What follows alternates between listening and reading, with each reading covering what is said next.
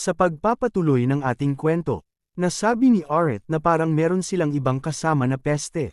Laking gulat naman ni Ed sa ginawa ni Aret. Habang si Aret, nag-iisip na bakit ang baso ay lumipad ng ganon.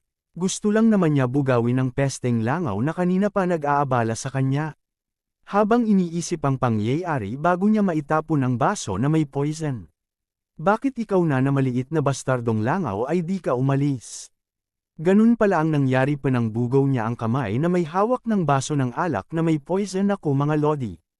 Scripted yan. Bayad yung baso na prank na naman tayo. Anyway, balik sa kwento. Sinabi ni Aret kay Ed na hindi naman niya intensyon na gawin yon. Ngunit sumabat si Ed. Yon ay wika niya at napatingin si Aret na may pagtataka. At laking gulat niya nang nakita niya na umuusok ang naitapon niya na parang isang asido. Poison, wika ni Ed, na mukhang galit. Ngunit si Aret ay nagtataka pa din, ang inumin ko ay may poison, wika niya. At si Ed naman ay seryosong napalingon sa may kisame. At sinabing may nakapasok. At pinapakita ang assassin na mabilis nang nakaalis na parang isang ninja na tumatalon sa mga puno. Isiisip niya na kailangan niya na ma-report ito sa Empire. Hindi kay Sir Cruel pala ng agaran.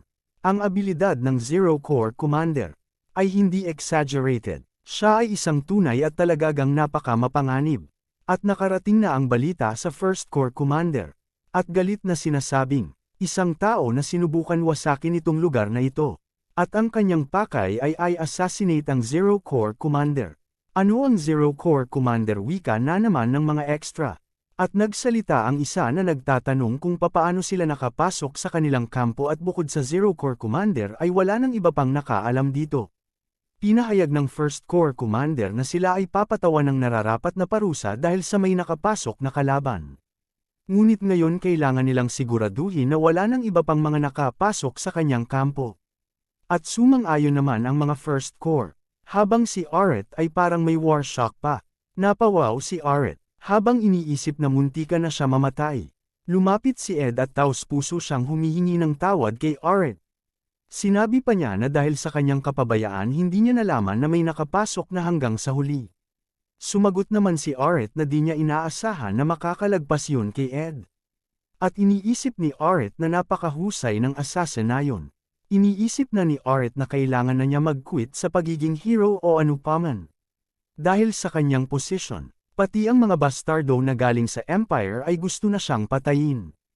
At nakita niya ang isang demon na nahawak ang bote ng MP lights.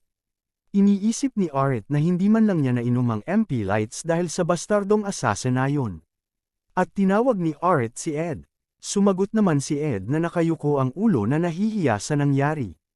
At dinagdag pa niya na tatanggapin niya ang anuman na kaparusahan. Sa kanya, tinanong naman siya ni Aret na bago niya salinan ang baso ng MP ay may takip pa ang MP lights, tama ba?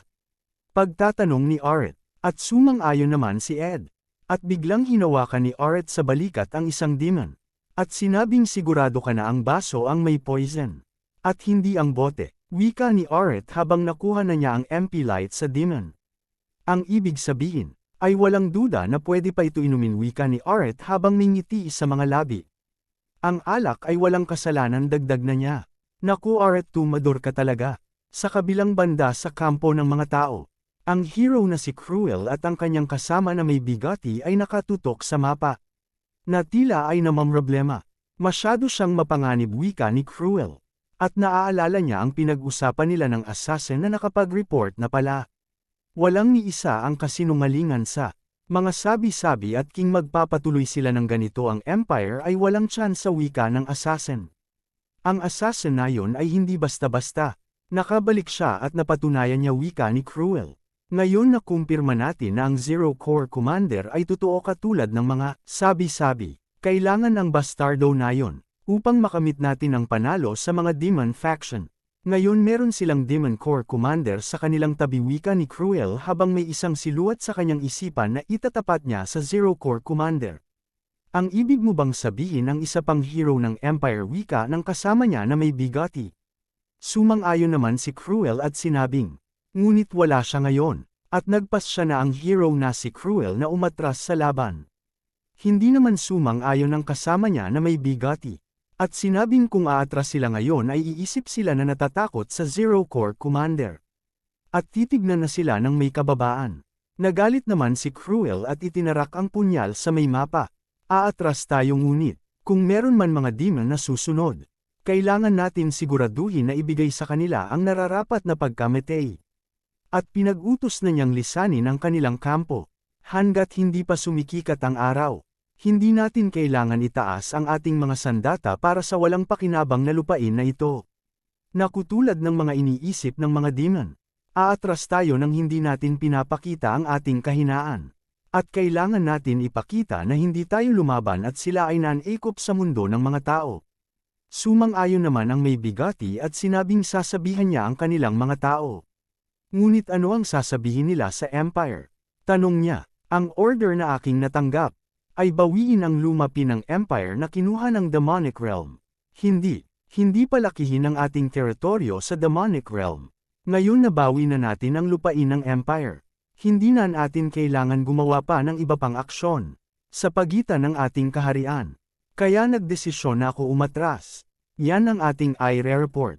Oo, tama, yan nga ang gagawin ko, weak ni Cruel. Hindi ko kailangan tanggihan at wasakin ang aking pagiging bagong hero. Nakarating ako hanggang dito. Hindi ko hahayaan na may some ire sa aking reputasyon na pagiging hero. Sana lang ang Zero Core Commander ay hindi talaga mahina. Nagsalita naman ang may bigati. Narinig ko na ito ay napakapambihira para sa Zero Core Commander na magsegowa ng agaran na pag-atake. At nadyanhawaan naman si Cruel nang marinig yon. At sinabing gawin na ang plano. Ngunit may isang lalaki na tao na extra ang dumating na nagmamadali. At sinabing ko Commander na nauutal-utal pa. Ang mga sundalo ng demon ay umaatake na ng pasulong at pinangungunahan ito ng Zero Core Commander, wika ng lalaki na extra. Laking gulat naman ng hero na si Cruel at ng lalaki na may bagot na pamura na lang si Cruel sa kanyang sarili. Dahil ang lahat ng nangyayari ay wala sa kanilang plano. At pinapakita si Aret na nakikipaglaban na tila ay nasa ibang personalidad na naman. Habang patuloy sa pagpalang at tumatawa ng parang baliw. At pinapaikot niya ang kanyang punyal. At isang critical hit ang natanggap ng kanyang kalaban. Na dahilan upang maputol ang kamay neto. Patuloy ang pagdanak ng dugo. At si Aret ay tila sabik na sabik pumatay ng mga kalaban. Habang sinasakal naman ni Ed ang isa, pinagmamasdan niya ang kanyang commander na si Aret, na nababaliw na, at walang tigil sa pagtawa. Kaya naman pala sinabi ni Ed na ininom ni Aret ang 1 litro na MP Light kaya lasing na naman ito. Naku, hirap kapag may kainuman ka na katulad ni Aret na lang. Lahat sila ay tumaas ang kumpiyansa dahil sa pinapakita ng Zero Core Commander. Inihagis ni Ed ang ekstrang tao habang makikita ang panginginig neto sa pagkatakot. At nabanggit niya na isa itong demonyo, habang nakatingin kay Aret na nababalutan ng pula at itim na aura ng kasamaan. At nagmimistulang isang malupit na demonyo. Sino pa ang tatawagin mong demonyo? Kung hindi ang lalaki na yan. Habang si Aret ay nababalutan ng dugo. At nabaling ang tingin ni Aret sa lalaki. At sinabi niya sa sarili na kailangan niyang lumaban upang makaligtas habang umiiyak na sa takot. Ngunit ayaw na niya dahil natatakot na siya. Sinabihan ng lalaki si Aret na huwag lalapit habang hawak ang kanyang espada. At ayaw niya maging isang bangkay katulad ng isa na nakikita niya. At nakikiusap siya na humihingi ng isang tulong. Ngunit lumapit si Aret habang hawak ang punyal. At tinanong niya ang lalaki na bakit siya nakaupo.